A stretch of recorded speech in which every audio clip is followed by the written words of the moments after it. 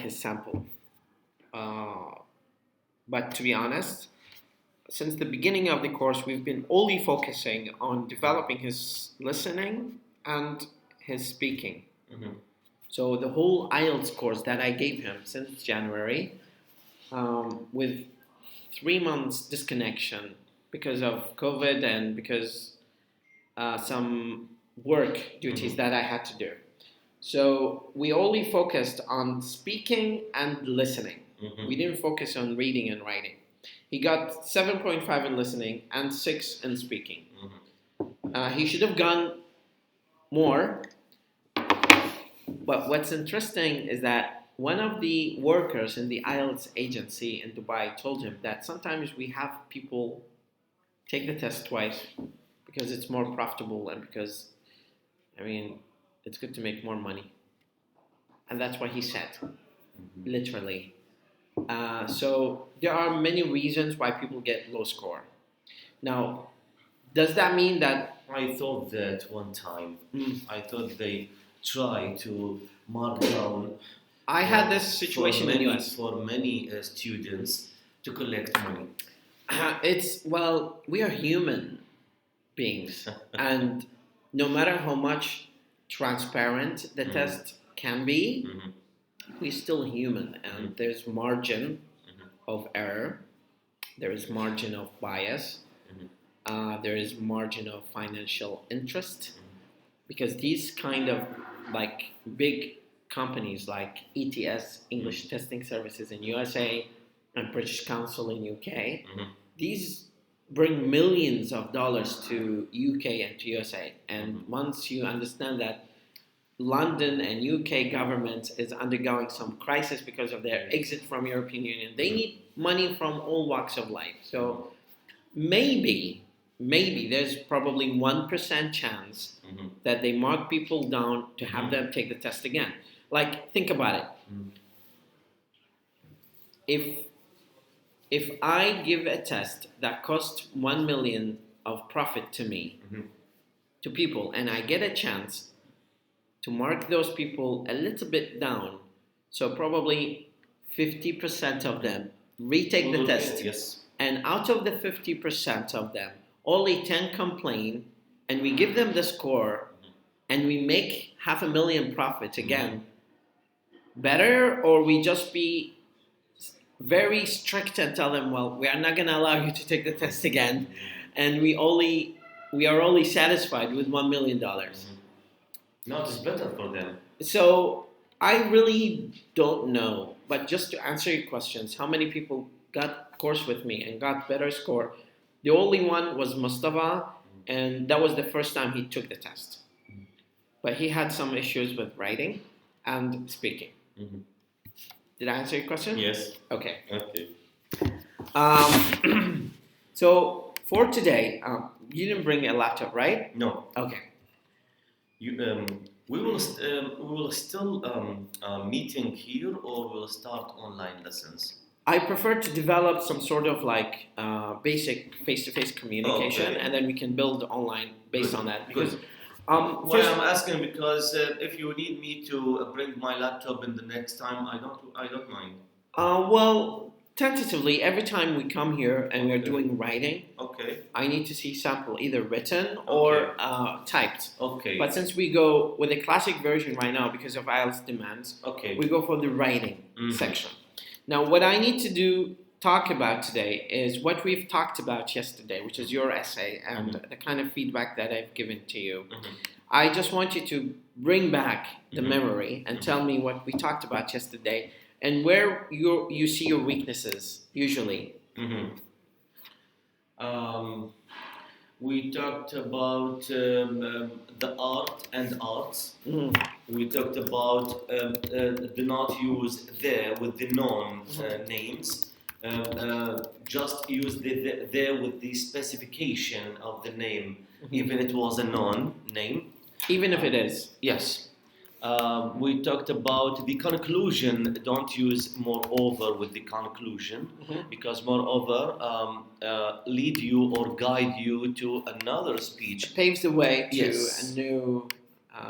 another paragraph or another idea or another point of view but it does not lead you to a conclusion or ending or finishing of analyzing Definitely. the essay.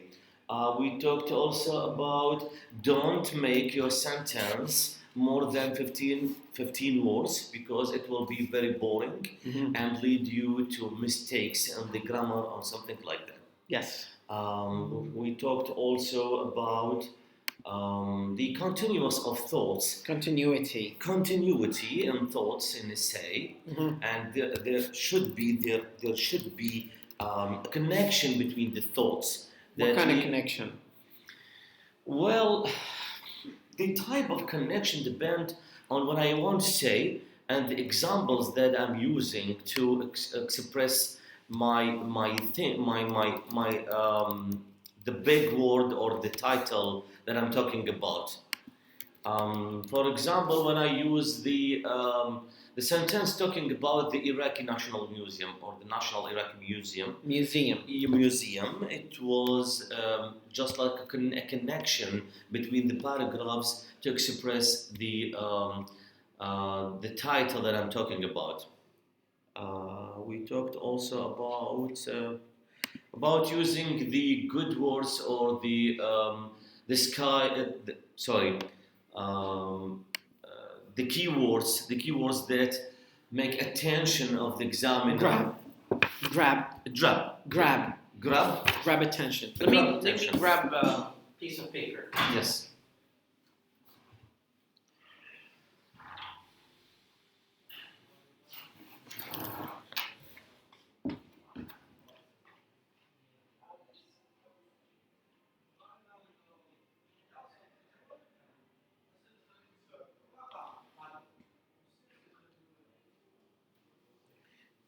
We're trying to accumulate these interesting words.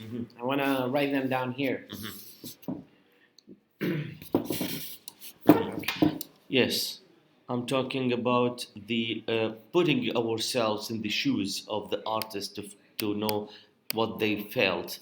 See, this is the bullet. Yes, I knew it, and I will not repeat it. Okay, that's okay. The point. Now, talk to me here. What we talked about yesterday. Yes, I have a question, Mr. Walid. It is not touchable. No. Here, when I'm talking about writing Sumerian, Akkadian, Assyrian, sorry. I was talking about they convert their feelings to writing and painting. You mark the two. It is not suitable to use it. So Sumerians, Akkadians, yes. Babylonians eras, like golden money pieces, statues, clay stamps, or others that produced thousands years ago. That have been produced. We can say that was. Yes, please. Thank you. Thank you. We either say, because this is. Okay.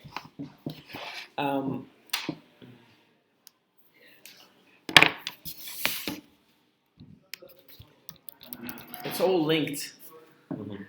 So, let me show you something. I noticed you mark it by passive voice. Yeah, I said... Maybe I want... I'm sorry. I need to use have been produced. Well, one of the features of successful IELTS writing is to have flexibility of use effectively the English tenses. But when it comes to passive voice, we use it for three major reasons. Either the subject or the doer of the action is unknown. Like the glass is broken, the mirror is broken. Who broke the mirror? We don't know. Or because the action outweighs the doer in terms of significance, which means like, for example, 30 civilians were killed in a car accident yesterday. Now, who killed them is less important to to mention to the action that happened, which is killing yes 30 civilians. So usually they say in news that like 30 people were killed, 30 people were injured. yes Were injured. So it's a past tense, and the doer of the action, or we call it the agent. so we can use have been injured. Can we use? I'm coming to that part. Mhm. Now, the doer of the action is doing something in one of the dimensions of time in English, because people in English context think of dimensions or dimensions dimension or dimensions. which is expanding Dimension هو البعد. yes So when we talk about dimensions, we're talking about present, past, and future. But within these three, there are aspects. By aspect means the action, whether it's complete or not. But this is not. This is very technical. This is got to do with the philosophy of grammar. You don't need to know all the details here, but we need to think of the dimension that we're talking about, because in Arab countries, the dimension of time is built in the verb. yes But in English, it is located independently. So when you say have been killed, so the word have been is indicating present continuous. It's a dimension that is located independently from the verb, which is have been killed. So killed is in the past simple. But with a combination of have been, it becomes past present perfect. So the dimension comes from the past to the present perfect. Present perfect is another dimension within past, but it's not old past. In English, we have old past and new past. Like I met you this morning, this is new past. From the point of our meeting or conversation, which is now, that is happening instantaneously. Some people say, which is part of the philosophy, that we don't have present, we have future and past. Because once you say the word say, it just became past. So we cannot grab the moment. While you're talking, you're just moving backward to past. So when you say have been, you're just indicating a time zone or a time dimension that is not far in past. But now we are talking about civilizations like Sumerians, so that's very past. So what we need to say is here, that's why I'm coming to the point. That was produced. Or is produced, because we are talking about facts. So in facts, like sun goes around earth, or earth goes around sun. That's factuality. Because it is factuality, we can use present simple. It's the most favorite tense or time by authors to write books, present simple. Because they always talk about things like they talk about Prophet Muhammad, they talk about emperors, they talk about Napoleon Bonaparte. They use present simple, even if the event is in the past. It's just to indicate the factuality and the stability of it. But Mr. Walid, Here, I want to say in Arabic قد أنتجت. So that's the point. So if I use are produced, is it good? Well, if we talk about the word قد هو حرف تحقيق, which means it's a signal indicator confirm the action of action, and because of the confirmation of the action that it occurred, we can just simply say was produced. Not is produced. Is that what I'm talking about? It is not are, it is was. Was or were, if we're talking about a group. Yes. But the point that you made here, you just relied on have been produced because you are equipped to translate directly from Arabic to English. And I talked about that. Yes. You should never translate into, because that's going to put you under the context of thinking of every single word and how to say it. But you gotta ask yourself, how do we say it in English? I had a debate with my friend this morning. His name is Ishama. He just handed me over the keys. I told him, because I was testing him, I told him, like, I'm going to ask you a very quick question. And you need to answer me very quickly. His dad was driving in front of us. and we were just going in the car. We were moving, and I wanted to pass him by the car, and I told him, I will ask you a question in Arabic, and I want you to translate it into English. And I said, Abu Kwar Rayah.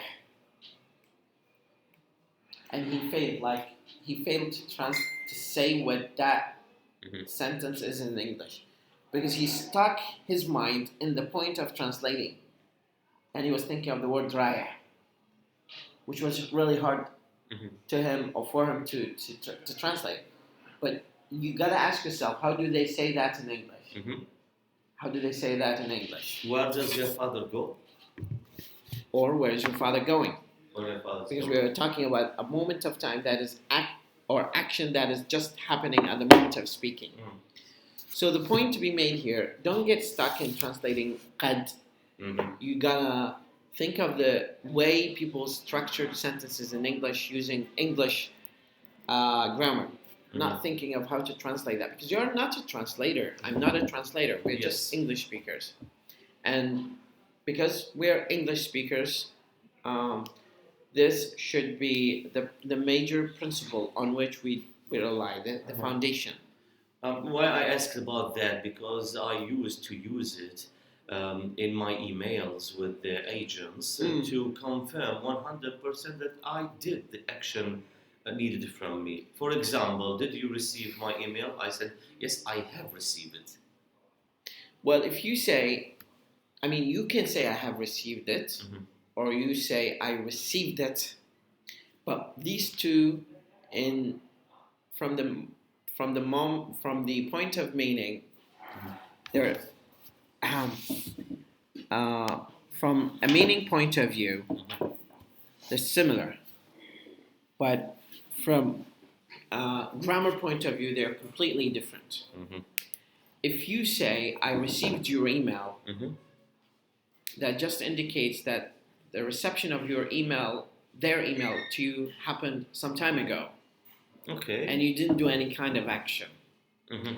And if you say, I have received it, it just indicates a point of time that is very close to the moment of speaking. Like, let's say they sent you the email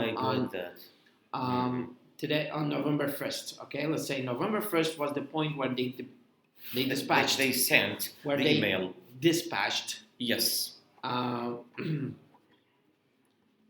Dispatched the email. Okay. If you say, I received the email, you're just indicating that you received the email at some point near or closer from 1 November. Closer to November 1st. Yes. And now November 16th, right? Okay, yes.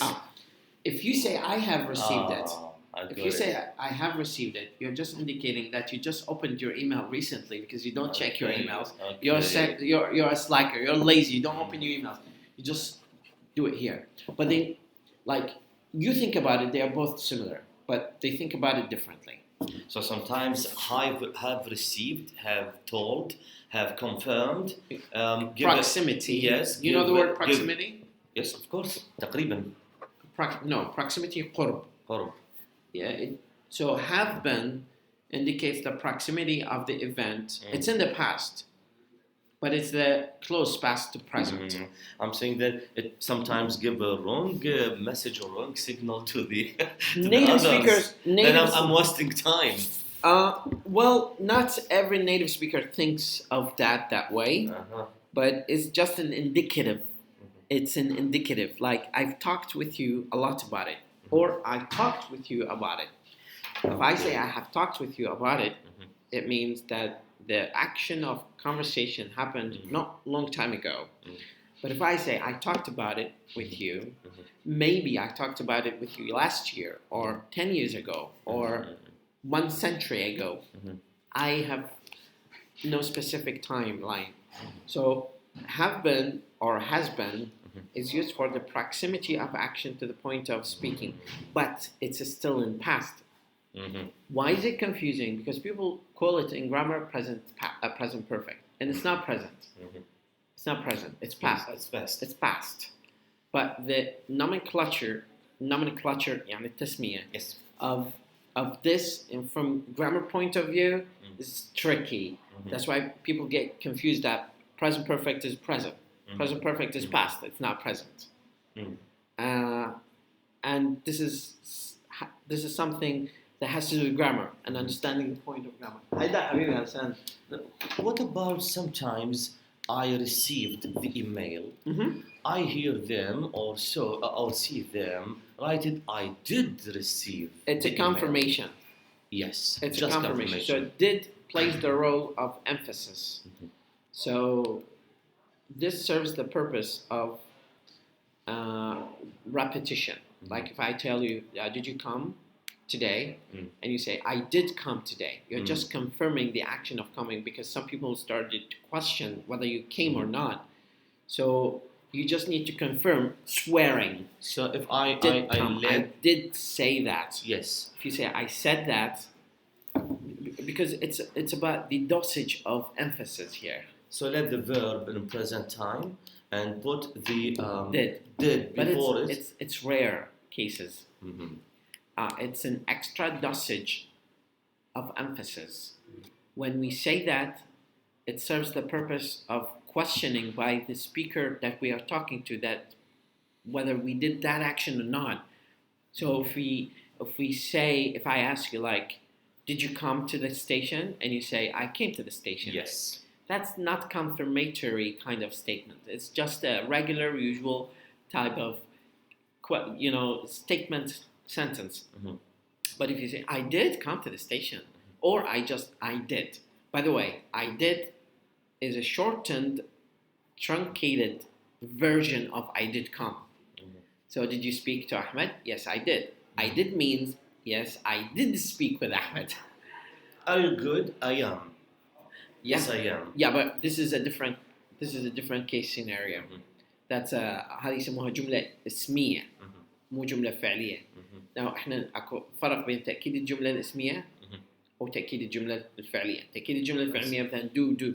I do come every day. I did come. I will come. هذه confirmation. نستخدم بالجملة الاسمية نستخدم الانتنسيفايرز اللي احنا نسميهن يعني مثلا beautiful, smart, very beautiful, quite beautiful. هذه احنا نسميهم intensifiers. Far more beautiful. هذه intensifiers احنا نسميهم المضخمات او المركزات. And between your words, Mr. Walid, that's one of my notices also, which is the will, using will, I will.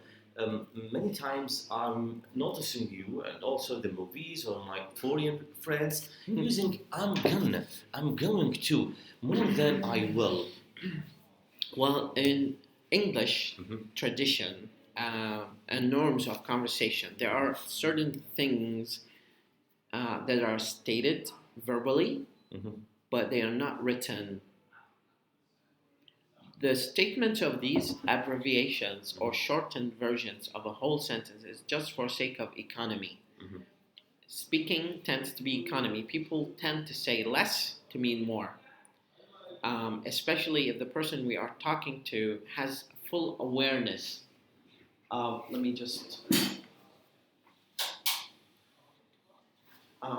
especially if the person has full awareness of what the other person is trying to say. So if I want to say I'm talking with my teacher, my academic teacher. Academic teacher. Yes. They have categorization in grammar, and that is called abbreviations and shortening. Okay. Now, in this categorization, what we do, we state that in case you're communicating with a person who understands what you want to say, you can shorten that to reduce the physical effort of production of sound. Because the brain is lazy by default, unless you challenge it. Because what challenges you changes you, and the more challenge you have, the more behavioral change it will undergo. So, as an example, military soldiers undergo stringent and strenuous kind of physical reshaping and training to get their brain used to this kind of extreme environment conditioning. What happens in conversation is that we need to alter the behavior of conversation to reduce or to economize the amount of spoken words or sentences or voices, to reduce the effort, but to maximize understanding. How do we do that? When we are saying words like going, these kind of sounds force the body to produce more air out of lungs, and through the articulation system, the articulation organs, makharij al-aswat. Yes. And if you reduce that with no sacrifice to the meaning, it's going to economize the effort the person does. So it's more physical benefit. So when I say I'm gonna come today, or I'm gonna come today, which means I am going to come today, it's better, it's shortened version of I am going to come today, which serves the same purpose but with minimal amount of physical effort. And is there any limitation to use will and going? There are norms. Will and going to are different by default because they have different categorizations, but we use them, native speakers and non-native speakers, interchangeably. They are completely interchangeable. If you go and ask Ashley and tell him, I'm going to come tomorrow and I will come tomorrow, he's going to say, okay. But from a speaking point of view, they are completely similar. I know but that using will is for more confirmation than going to. Definitely. But you're using going to indicate the closeness of the action that you are going to do from the point of speaking. Okay. But that's what I'm asking about the timeline or time frame. Yeah. Time frame difference. Don't get stuck in these kind of finite details because they are not as significant as the general picture of, for example, your writing or your speaking. You can definitely get the point across to the listeners or to the audience with using gonna or going to and with using will. But if you're in IELTS setting, it's really preferable not to use these abbreviations. No, I'm not asking to use abbreviation in some, for example, in writing. No, in speaking. I'm speaking also, but I'm asking because I want to use the right word and right verb when I'm speaking or writing text. That's completely acceptable, but you need to be reminded that just like there are Democrats and Republicans in the United States, there are Democrats and Republicans in grammar, in English. And by that I mean there's some liberal people who take it flexibly by saying that people can say whatever they like because this is the organic language that is produced in the society, and the best way to measure the standard language is to see how people talk this language in the native country. Okay. If you go to a native country that speaks English, like, for example, choose a geographic location like London or Texas, and you see how people behaviorally use and alter their language to serve a certain purpose, it's completely different from what's written.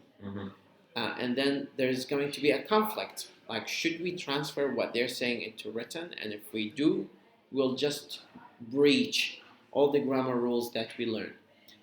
Republican grammarians, on the other hand, are extreme to that kind of standards. So they have a code of conduct in grammar. You should follow the rules and you should follow what we call prescriptions. Prescriptions are the rules that are prescribed by grammar philosophers, saying that you should say this, you should not say this. From many years ago. It's a classic. It's a classic approach, but it's still applicable because at some point in time there was no English grammar, there was Latin grammar, and they applied the Latin grammar on English, and they came up with very weird rules that are not used in spoken English, but they're applicable in writing because they are following certain kind of standard or code. So grammar at some point in 1700 was based on certain principles that were built on Latin grammar, and Latin is completely different. We know that English is partially derived from Latin, but that does not mean that they follow Latin language per se. They're just getting some feedback and some basic rules from Latin. As an example, they say in Latin that you should not add anything between to and the verb. So when you say, I want to come, this is correct. But I want to slowly come is wrong. You should not put slowly between to and the verb, because in Latin, that's not acceptable. Is it acceptable in English? If I say, I want to slowly come, it perfectly makes sense. So why is it wrong? Republicans say, well, because we are following the norms of Latin, so you should follow these norms. Democrats, liberals say, well, we follow how people speak, and this is how people speak. Forget about Latin, it's just a spoken English. Let's dial back to the point where you asked me about going to and will. You can use them interchangeably. Sometimes I use will because I don't have space left in the paper to write going to. Sometimes I use going to because I have the liberty to write more. So I'm just spending more words in less space. Dialing back to passive voice. The third reason why we use passive voice is because we do not want to accuse somebody of committing a crime or committing an action that is preferable or unpreferable. Even we know him? Even if we know him. And this is a general trend in media, in newspapers. They say, قتل فلان. They don't say, ISIS or Daesh killed them. Yes. Or they say, 50 people were killed in Baghdad demonstrations. They don't say the government. Why? Because they don't want to stand with this kind of accusation against a government agency and then finding themselves in court defending what they said. They don't want to bear the responsibility. Yeah, so that's the major reason we use passive voice. That's why we use passive voice in graphs to provide the description of the graphs, for example, in IELTS. That's why sometimes we use it in IELTS essay, independent essay, because we do not want to keep saying I, because that's selfish. That's kind of like ego going on with you, and you should reduce that for sake of bias and for sake of academic integrity. We also need to use counterpart viewpoints. So when we're writing an essay, we not only say with or against, but we say, on the other hand, some people may claim that there is disadvantage of spending money on art. And there is some certain validity to that statement. For example, in case of war, people should allocate more money to poor or to soldiers who got injured more than art because the priority outweighs the art.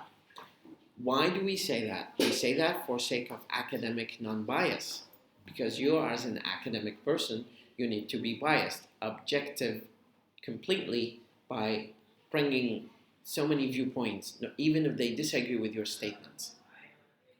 And this is the general norm in academic writing. It's totally understood and clear.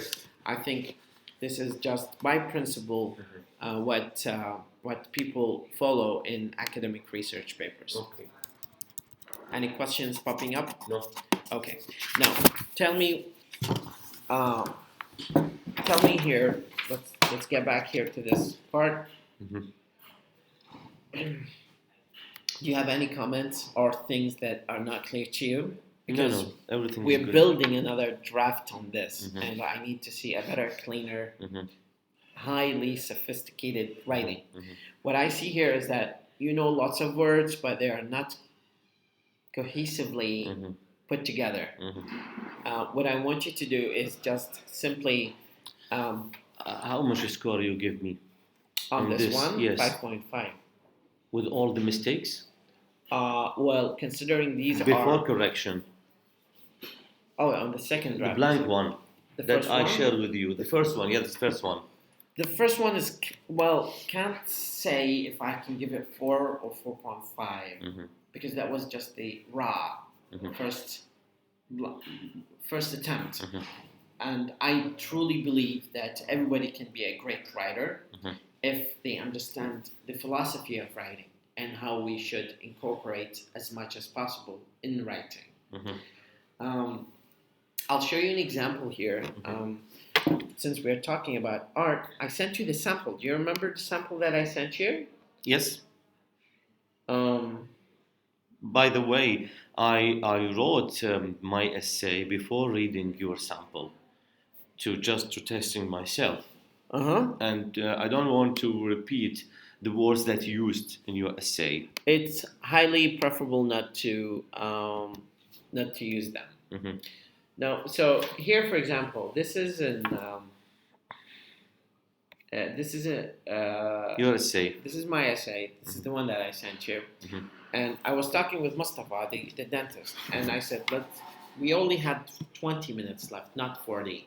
For this, you have 40 minutes and 20 minutes to write the graph, which is really easy. It's not going to take much of your time, and you've gone through that part. The basic philosophy of writing is simply we follow a rule called pi. But it's easier said than done. We say it's easier said than done because sometimes what can be theoretically right is practically challenging. We point to a problem.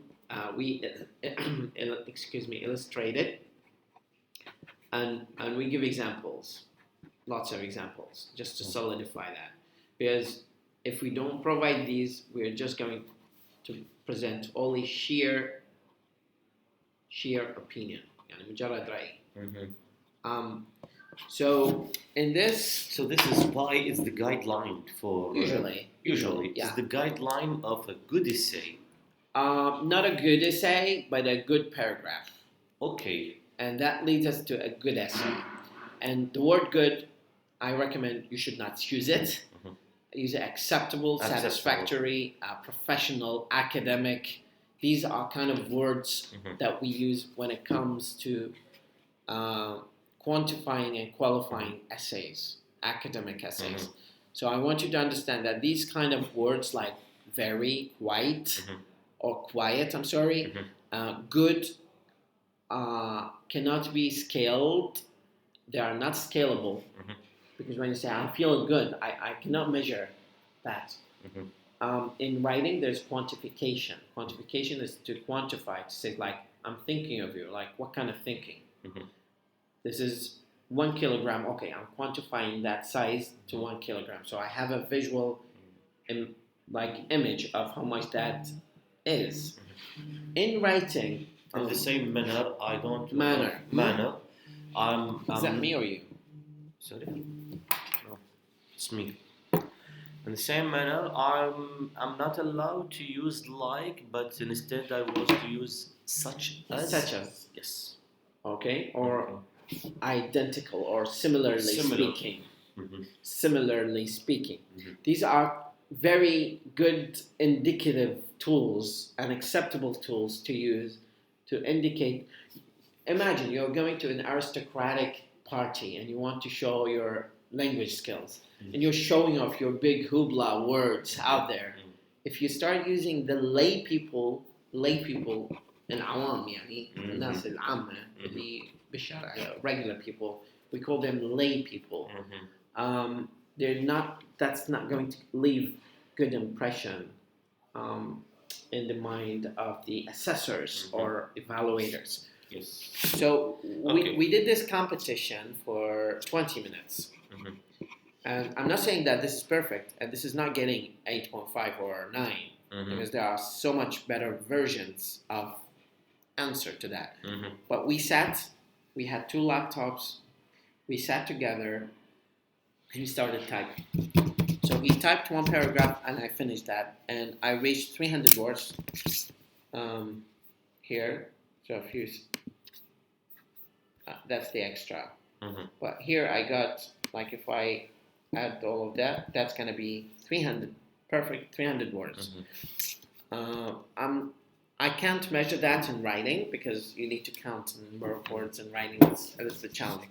But let's have a look here, and then what we do here actually, we see academic essays, and we do imitation.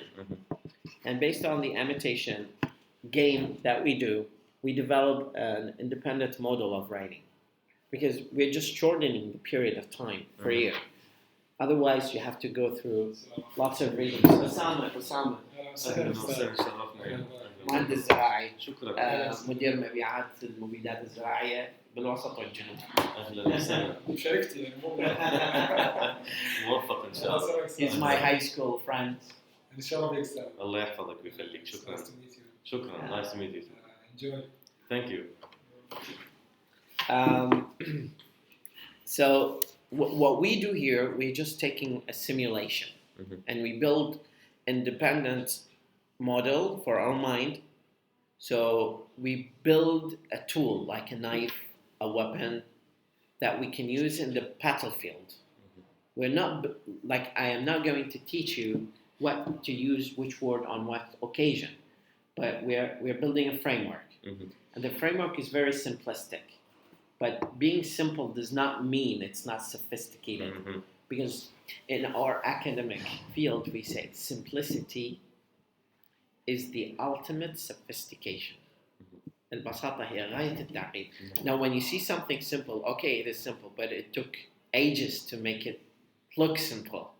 It's not simple by default. It's simple by design, because the philosophy of design is very straightforward, but it took lots of reflection and lots of thinking to get to that point or to that level of satisfaction. An easy example is iPhone design.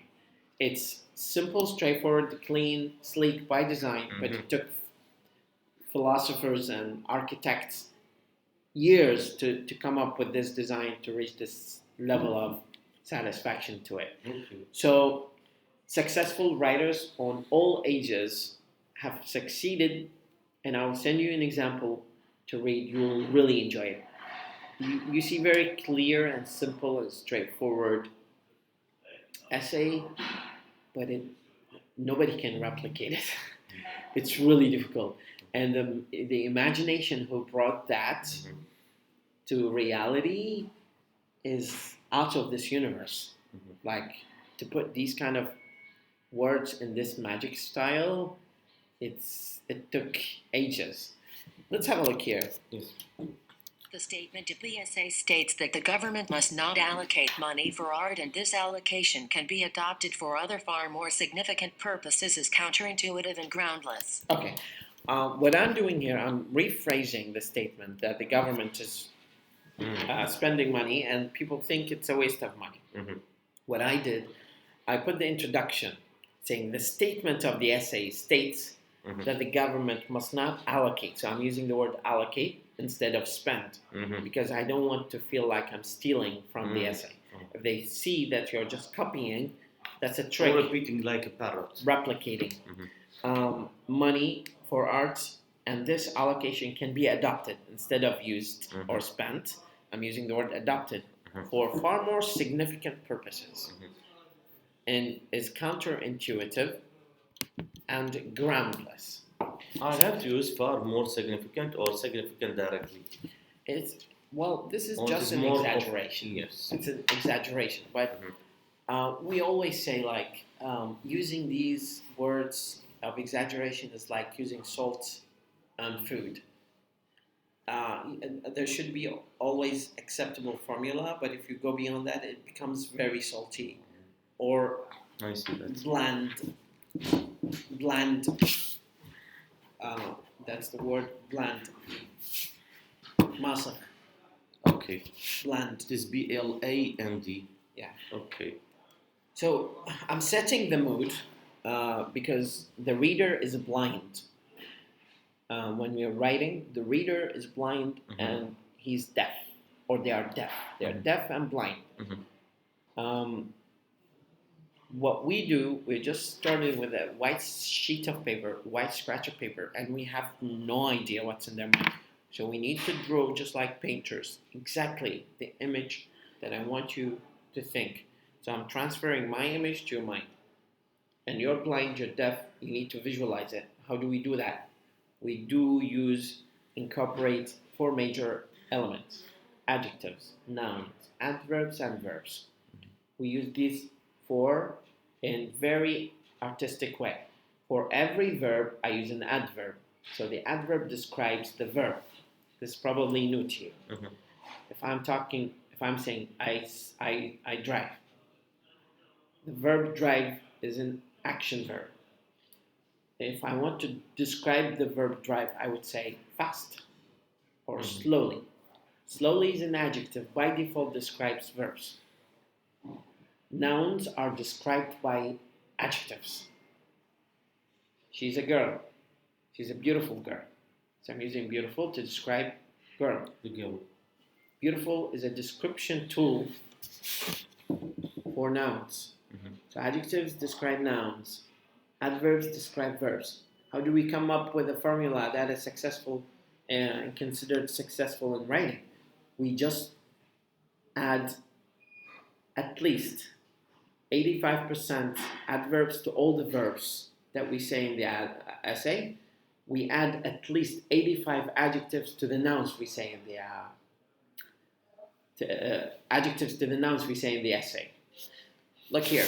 So the word foundation, I'm adding reasonable because it gives me a better impression. If I say to some foundation, to some reasonable foundation, it makes it more appealing to me. Facade, the front of a building, beautiful facade. Legacy, unfathomable legacy. I'm using academic words. So expenditure, I'm saying huge expenditure, great expenditure.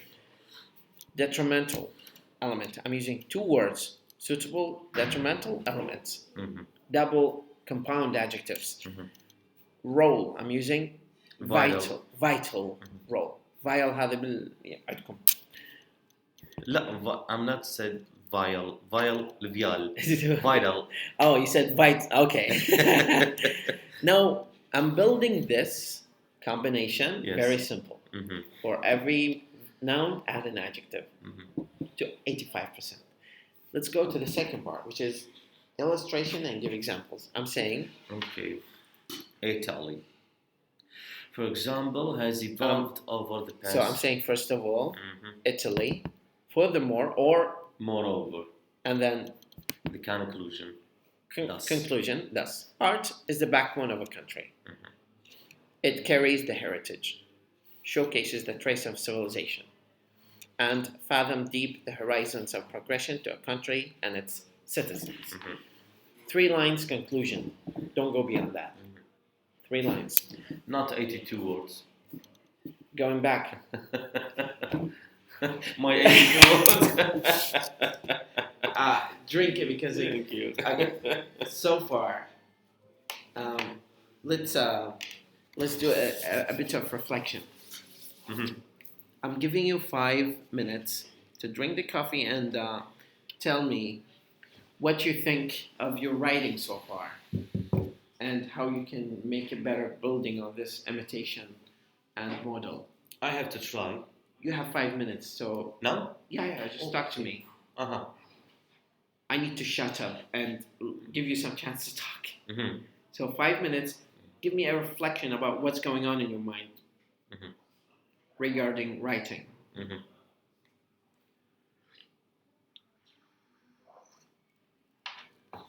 Black coffee. You don't like it? No.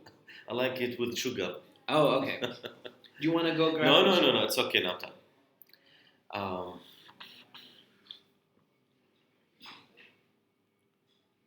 Okay, you want me to speak about...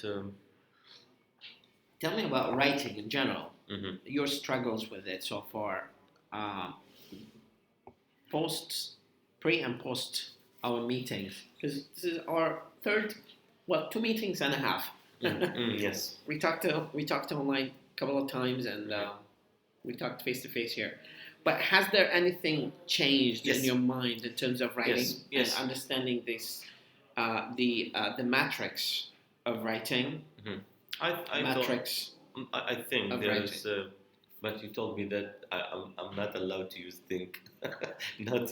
Well, definitely, this is a And filler. the general speaking, I have to use yeah. it. But in writing, Yes, I'm not allowed. think something very and good. Okay. There are Okay. three. These are the axes of evil. مثلث الشر. Selfish. No, they're not selfish. They are just not measurable, not quantifiable, not operational. By operational means we cannot run a measurement tool to measure like very. Like if I'm saying smart, how is it different from very smart? What's the gap? What's different? It's an open word. When you say something, like what's this something? Just give me a shape. Is it a square, rectangular, Okay. perpendicular? I see. I have no idea. Just Okay. when you say good, I'm feeling good. I have no idea to measure, to quantify, to qualify the kind of good in your mind. It's a general word. Most of communication that happens among people happens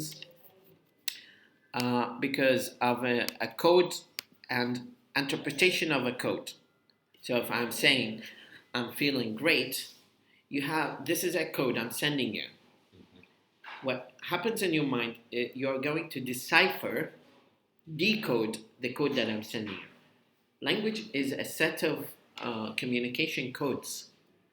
And when two people talk, what happens is that I am coding the message and you are decoding the message. Yes. When you're saying something back to me, you're coding the message and I am decoding the message. Okay. تشفير وإعادة تشفير. Yes. This is communication.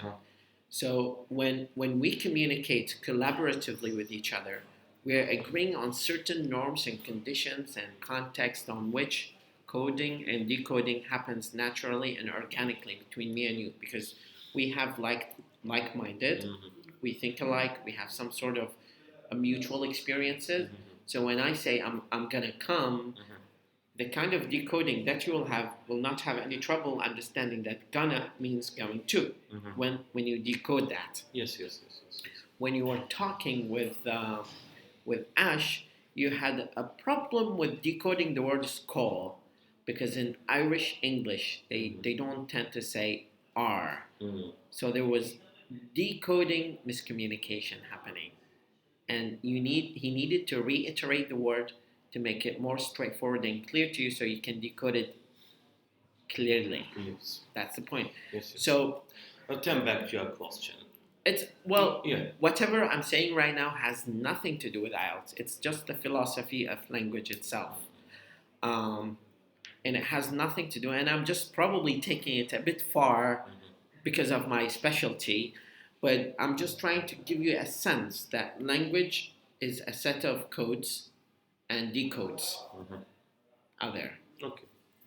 So return back to your question. Yesterday, when you corrected to me my essay and gave me some important knowledge about the bullet point, about using there, about using as, something like that, I return back in my mind and remember the essays that I have wrote in the IELTS exam 2 times, and Duolingo also 3 times, and remember that why they gave me 4.5, maybe for these mistakes. Of course, because they assess you on 4 criteria.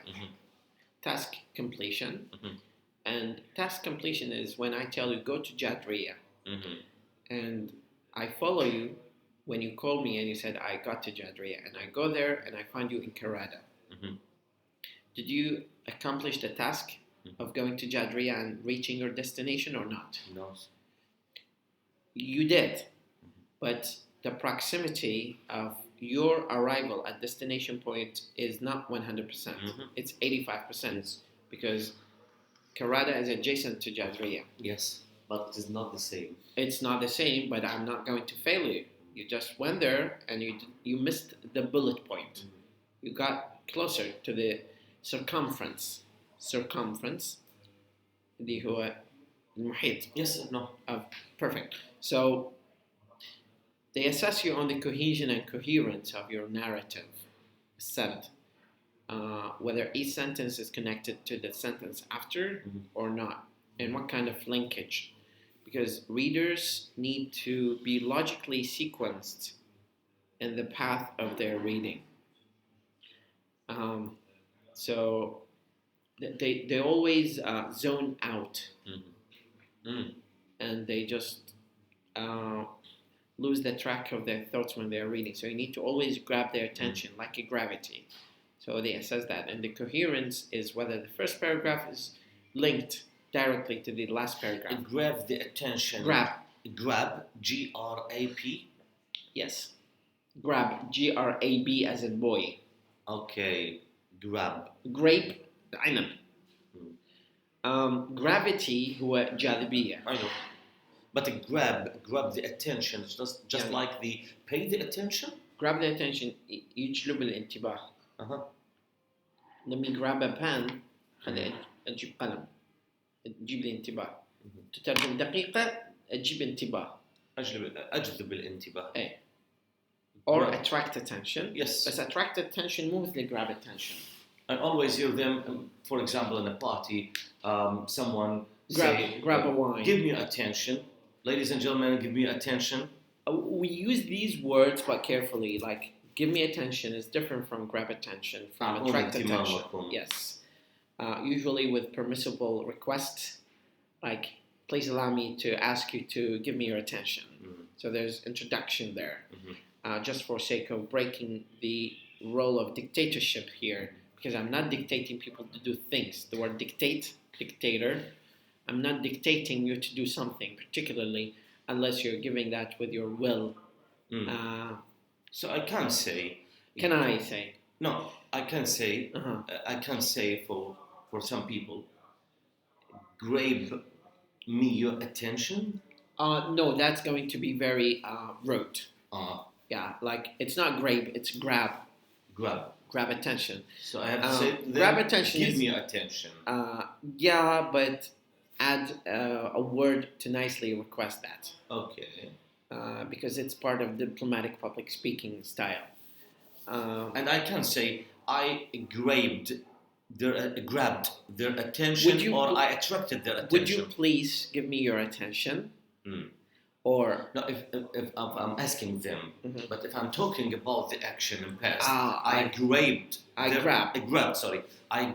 their attention. Or I attracted their attention. If you attract them, okay, it's a point of view from their side, not your side. But if you're talking about the side, I got or I received their attention. Okay, I had their attention. I was given the attention. So if I'm expressing or showing the action that they did, I have to say that I attracted their attention. Yeah. Think of language as like a set of rules, a set of roads, a group of roads that take you from point A to point B. But there are like 10 roads. You can go in any one of these 10. In the same point. At the same point. But there's no 11 road. And these 10 roads are agreeable. Only artistic and very quite talented people can breach these 10 roads and go to their destination if they have the talent. From one to one easily. Yeah, and if they have the artistic language and they are native speakers. Because they understand the way native speakers use English. That's why writing is very challenging to non-native speakers, because there's like always what we this are gap. doing in Arabic easily.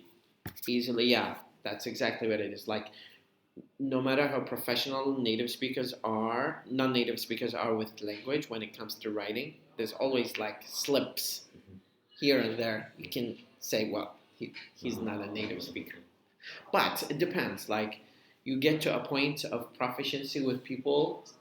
I've met some American citizens who work in Facebook. They're Americans, but you will never know if they're Americans. You will think they're Jordanians. or Palestinians. If you spend years, I spent 3 years with them, and there is no single point in our conversation that I questioned that they are from the United States. They are completely Jordanians. They had zero background about Arabic. They were not born in Middle East. They were born in the United States. They came here on a course during the master program as an internship. They left. But they speak Arabic just like a native speaker. But when they write, this is where you hunt them. You'll see that they have a problem there and here. So the point to be made here is that it's okay to be perfect, not professional, but nobody is going to be perfect, even native speakers. I can pull out a report that I wrote to my professor, and he gave me 75 comments, just like the ones that I gave. And he gives pretty much close amount of comments to native speakers when they write the paper. They're my colleagues, they're Americans. They write with me papers, they submit to the professors, they give them the comments just like I get the comments. I just get more comments. Because you say, this word does not match with this expression. Or this word does not match with that expression. But it's really good that you started reflecting about what went wrong with your academic writing.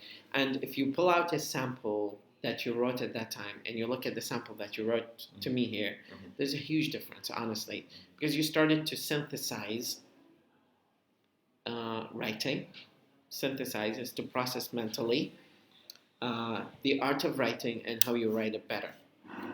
And once you reach to that part, you just started to sharpen the knife that you used to cut the words and reshape them to match and make them compatible with the norms and conditions of academic writing. But in order to do so, we need to add supplements, like reading short essays. And this is what I'm planning to do over the course of our next meetings. What I want to ask you about, the more reading and the more sample of test in writing to improve my skill. I can give you hundreds of them. Yes. But the point to be made here is not the quantity, it's the quality. And I am not satisfied with this draft. I'm telling you this because this is how my professors used to teach me when I was back in the United States. We sit, we reflect about it, and once you develop the self-reflection motor in your mind, it becomes like the dynamo that ignites and operate or work parallel. On parallel line. Going back here, my professor used to say, writing is a process, it's not a product. Yes. So no matter how good you write here, at some point next year, you'll have a look here and say, this is bullshit. I can write better. And you start a new draft.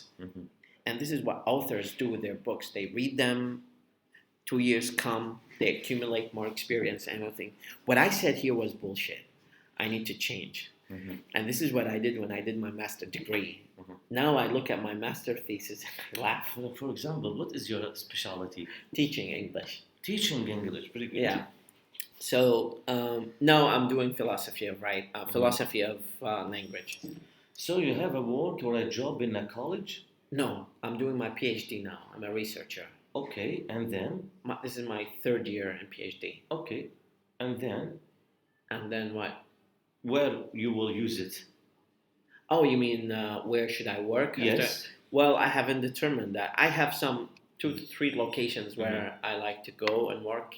So it's early to decide. It's early to classify, disclose that, because I usually don't go with God's destiny and saying, well, I will do this. I have in mind, I pray that God can guide me to go where I hope to be, but I have some set of goals, like here, for example, on my page on... For children? No. On my Facebook page, I have a plan to reach a goal, and this goal is to hit 1,000 videos for English lessons, and this is probably my social goal. in addition to that, I have personal goals that are related to. I have 933 lessons. By talking about the social media of your Facebook and YouTube, I noticed that first meeting between us opened your appetite for talking about accent and. Oh yeah. This is how I build, because most of my lessons I build on observation of test takers and interviews. And what I do, I grab that moment because I see it in you and I see it in other people. And this social behavior triggers the idea that this is not something that can be specifically related to you as Osama, but related to everyone else. Yes. It's a phenomenon. And we as researchers in PhD program, we observe and look for phenomena to observe the real cases. Real cases. Like, for example, this is a video I decided to create yesterday at 1 a.m. Did you watch it? No. Let's watch unfortunately. it. But you'll understand why I created this, because this is built completely on our conversation. And you will understand that. By the way, every 10 seconds that you see in this video takes minutes, if not hours, of editing. A question that pops out most frequently among non-native speakers of English. Should I translate what I'm thinking of into English, or should I ask myself, how do they say it in English? The answer to that question is very simple. What's the answer? Should you translate, or should you? Should I use the language just like the native language? You need to make sure to ask yourself all the time, how do they say it in English? Yes. Not how do I translate that into English? You come across this kind of challenge, especially when you're writing an essay, or you're instantaneously starting a conversation with someone, and you need to immediately respond back to them, to prompt yourself or to prompt them about something that you want to say to them.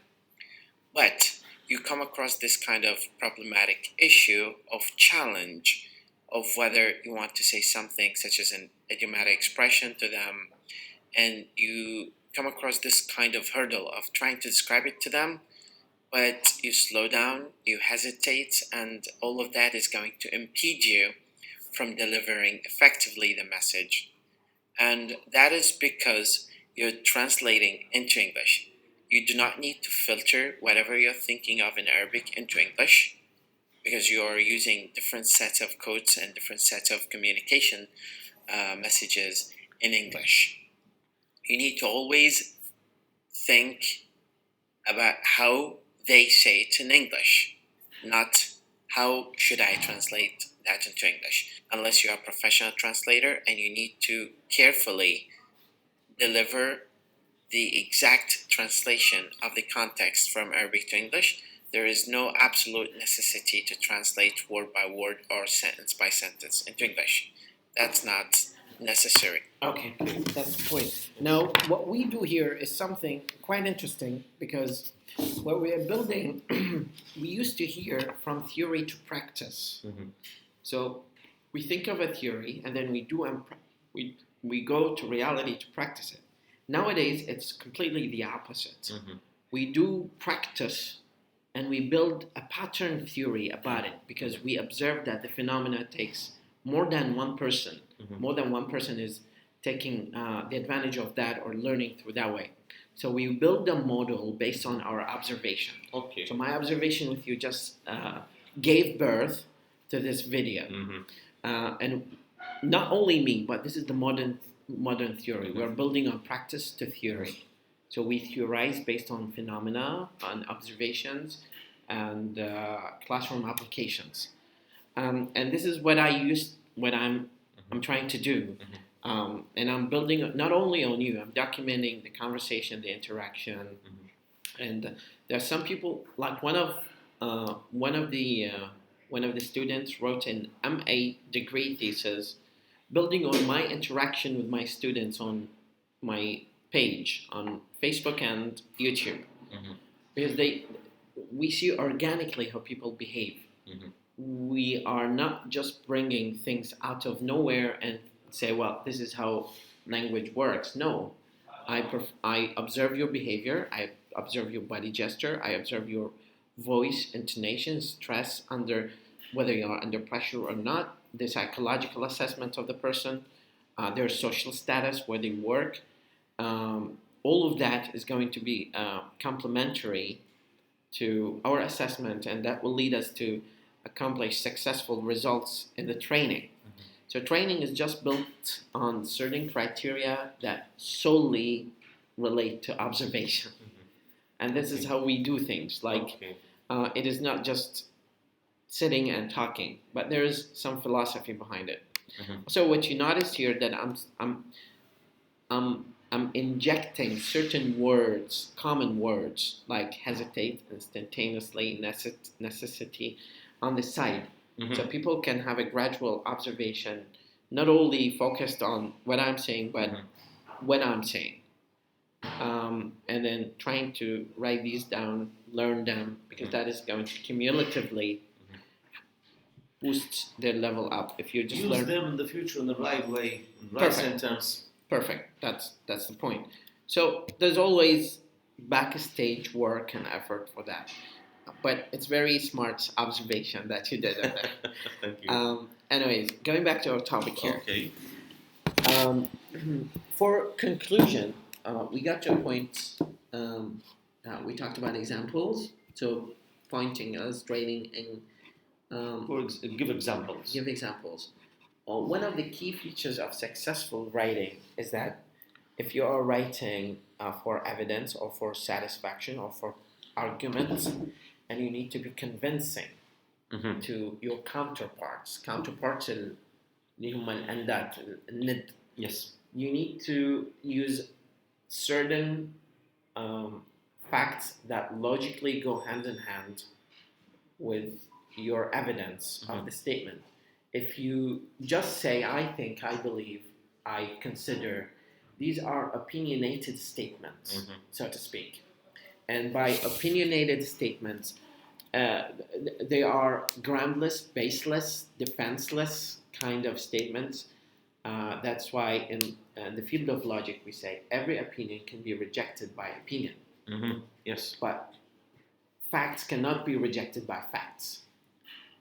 They are either rejected by logic, rejected by ethics, rejected by passion. These are the major principles on which we develop in writing, and I'm dedicating a specific meeting to you to talk about these three elements of logic. So believe is the same like think. Either to say, if I use I believe, it is just like I think. These are what we I call. think it is an opinion, but I believe it is also an It's opinion. an opinion, but this is something we call gradable list of verbs. So there's verbs and nouns and adjectives and adverbs in English are gradable. When I'm saying I'm upset, that does not mean I'm angry. And when I'm saying I'm angry, that does not mean I'm furious. Yes. When I'm saying I'm furious, it doesn't mean I'm aggressive. So these are gradable adjectives. And when I'm saying I believe, is different from when I think. It's different from I consider. It's different from I It is esteem. higher level Yes. than think, but Gradual. it is still opinion. It's an opinion. But we can solidify this opinion by developing a model of convincing people of this model. And this model takes two shapes. The first shape is logic, and this is what rhetorics and orators اللي هم الخطباء يستخدموه. اللي احنا نوظفه طبعا الخطابات الدينية يستخدمون هذا الستايل. راح تتعرف عليه رأسا يعني. It's going to be very eye-opening to you. They use three styles or three logic tricks to make people get convinced or get their support. They use something called logos. Okay. And they use the word pathos, and they use ethos. Okay, now we need to incorporate these three into the pie. Okay, And what's the meaning of each one? I'll come here Okay. to explain how we can incorporate these into Okay. these. So logos means logic. It's a Greek word for logic. Okay. Pathos is passion. Okay. Greek word for passion, and ethos is ethics. Mhm. Okay, so religious orators, great speakers around the world, especially presidents, leaders, decision makers, philosophers use these three, but they use them to variable level of intensity. For logos or logic, they grab things that have some logic interpretation and present it to you, and you logically within the society think that they're logical. As an example, all Muslims will go to heaven, believe it or not. Since you grow up believing that all Muslims go to heaven because they believe in God, and no matter what kind of sins they committed, they will be forgiven for if they sacrifice a sheep, or if they donate almsgiving, the zakah, or they stop doing what they used to do. Pathos is when they change the intonation of the way they say things. So, especially in religious sermons, اللي هي الخطب, sermons, they change the sound. Like, for example, if they talk about Hussein, or if they talk about Prophet Muhammad in the battle, or when they add the music background to the Messenger of God's movie, the beginning, or when they enter Mecca, and there's this music, Yes. it just makes your skin Yes. shiver. You know, this is what we call passion.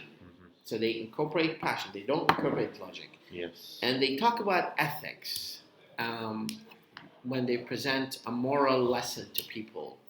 Like a man just came from the desert and he found a naked woman in the desert in a tent, and she invited him to come over, and he refused because he said, "I fear God."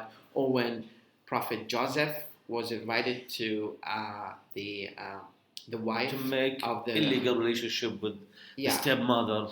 and he said, well, he decided to go to prison, not to have sex with her. Yes. That's ethics. And he's setting a model of ethics for you to convince you Yes. to alter your behavior. Because the purpose of sermons and speeches is to alter people's opinions or behavior. Now, how do we do that? We do that through three praxis, or three tracks: logic, passion, Okay. making people cry because that's gonna purgate them. يعني Yes. خليني ينفس عن هذا الضغط اللي عنده. And ethics. Just follow the lead of Prophet Muhammad. This is the best. Or follow the lead of Messiah or Jesus. No. For Christians or for Muslims, they have this kind of ethics and passion incorporation when they talk. Now, how do we incorporate that? We need to use this trick in our writing by pointing to a problem, illustrating it, and giving some examples. Like here, when we talk about the sample that I wrote here, the one that I just showed you, what I said, I incorporated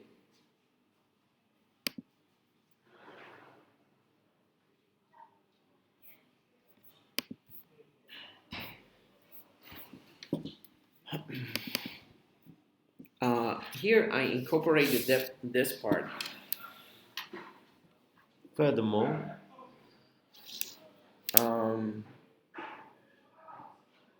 however, once the country undergoes certain economic crises, such as a pandemic or military conflict, it may suffice to say that the attention to art is minimized temporarily until the country recuperates and be back to its healthy condition. I'm just What is the meaning of suffice? sufficient. Sufficient. Suffice is a verb. Mm. Sufficient is an adjective. Mm. Sufficiency is a noun. Mm. I'm using sympathy and logic here.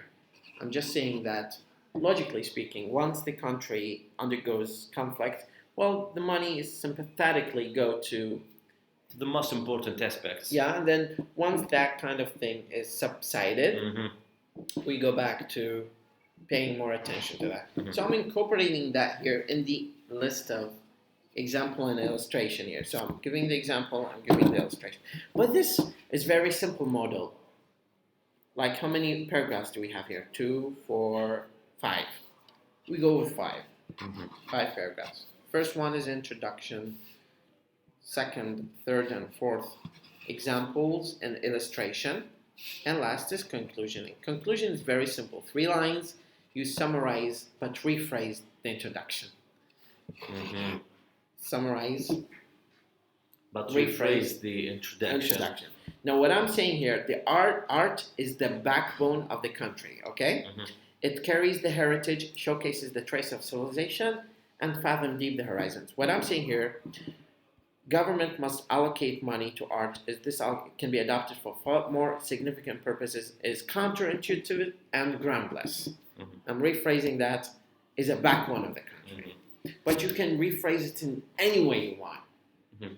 It's just an indicative of your ability and capacity to write 300 words. And 300 words is nothing, honestly. Like when you do MA or PhD, you write like 4 or 5 papers per semester. And every paper should be, let's say, 30 pages long. And that's Okay. more than 10,000 words. Mhm. 10,000 words. Yes. So you're using a very shortened, truncated يعني مختصرة. No, one time I wrote an essay in IELTS exam less than the needful number of words. When they need 150, for example, I wrote 250. Why do you write 250? For complete the thought. But sometimes if you go beyond don't go 100 words more Mm. than required. Probably go 50, Mhm. 25 words, but don't go 100. Mhm. If they say 300, just go 350 or maximum 400. But even if you get 400, if you're writing with bigger font, you're gonna need more paperwork. Mhm. That's not gonna be. Mm. I mean, people evaluate hundreds of papers, and if they see big sample that just using a lot of circumlocution, Mhm. their circumlocution.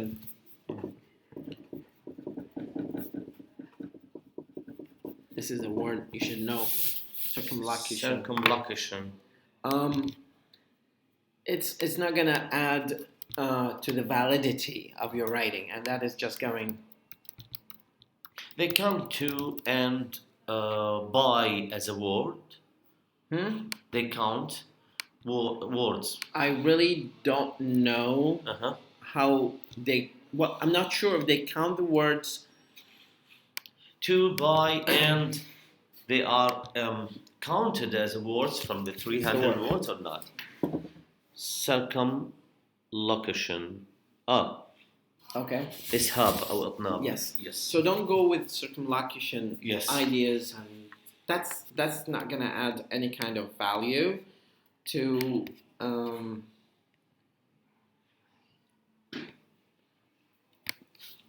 to the points that you want to make.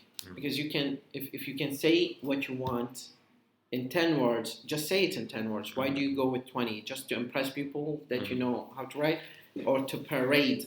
I said that because I want to say to you that I have no problem in the accumulation of words, but I need to make a connection just like pie. It's like, remember something, the more you make, the harder to assess Yes. and to check the I feel that. connectedness. So it's better to have a small sample that you can control and edit in the 5 minutes time left, make any necessary changes, than going super 300 words and not being able to grab a complete idea that everybody can talk for a long time and can write for like 400 pages. Yes.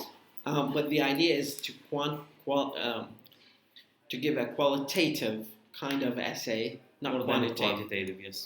Quantitative, to impress people about your artistic mastery of these words and how you can use them in a very clear and straightforward and convincing way. But remember, the best way you can go with that is actually incorporate these three. How do we incorporate these three? We give examples of how logic and passion and ethics can play a role. Like, for example, if we're talking about, I'll give you an example here. So logos, pathos, ethos This is just for related you. to the E. Yes, Yes. but we can use them in the introduction. We can use them in conclusion. You can say it is immoral, لا أخلاقي, to spend money on art where injured soldiers of war. But it will not be aggressive word. No. By I'm the way, talking about the governments that interested with art. People do not care about whether you like the topic or not. Like, if they bring you topics like, some people think that gay marriage is not acceptable morally. Do you agree or disagree? That's my question. In writing, they are care about what I writing. What you write. What I write. And how you write it. And but or they about don't my care. feelings. They don't care about your feeling. Good. There is zero judgment on what you believe. That's very important for me. Because it's not judgmental at all. Okay.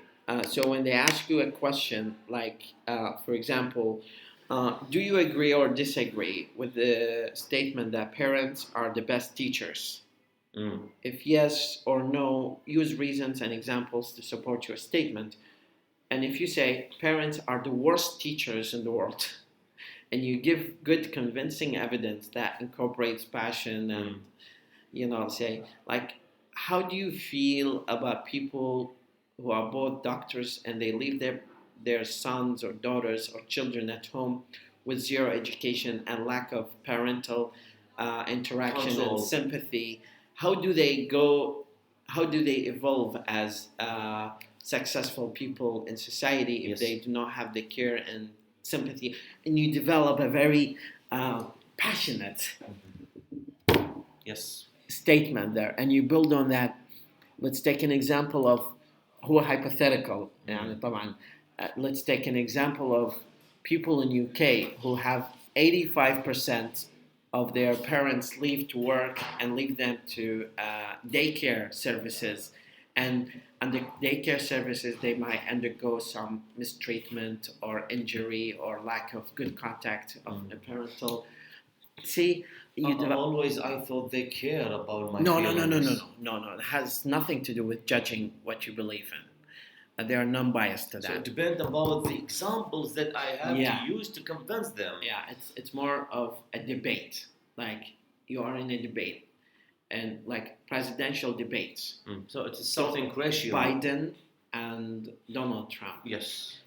The way they talk, sometimes people give 1 million more votes to a person just because he said the word. Yes, just single word. Or single word. That's why the presidential debates are very important to determine who's going to be the winner. And the speakers use lots of statistics. If they are going to a state, they need to see what people like and don't like, so they avoid talking about things that they don't like of that state. For example, Florida is a liberal state, and Donald Trump needed lots of votes from Florida because it's big. Yes. So he went to an agency that provides statistics, and he asked his representatives, asked that agency about the things that people in Florida mostly talk about. And some of these data of statistics were were leaked by Facebook, because Facebook sold some of the data to a Britain-based company, Mhm. and the Britain-based company sells this statistics for a big ton of money. Mhm. And this is the policy of social networks. They sell for money.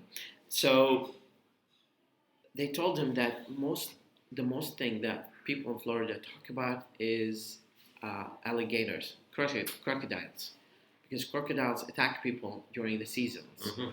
Uh, Florida is a big state where they have big marshes, Mhm.